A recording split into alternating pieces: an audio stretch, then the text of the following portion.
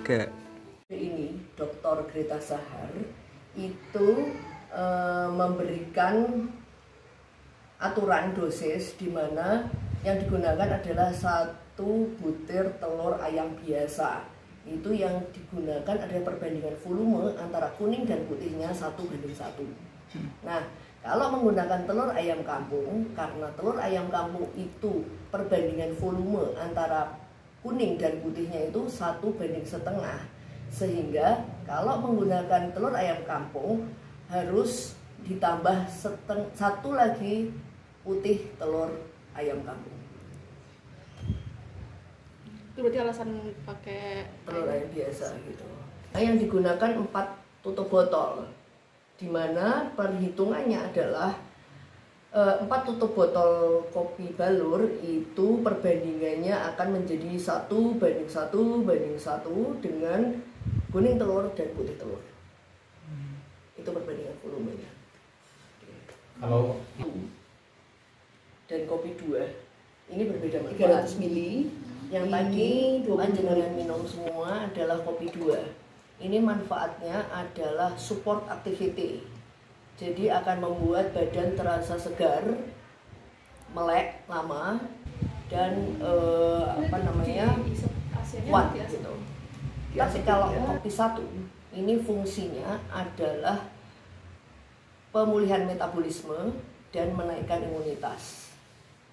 Nah, tetapi sarannya Bu Greta Sahar, penemu metode ini, alangkah baiknya kalau kopi balur itu dikonsumsi secara seimbang. Pagi minum kopi telur pakai kopi 2, dan sore hari minum kopi telur pakai kopi 1. Kenapa? Karena kalau pagi kita butuh untuk support activity, dan kalau malam hari ini kopi telur menggunakan kopi 1, dia akan berproses di dalam tubuh untuk memulihkan metabolisme, untuk menaikkan imunitas kita.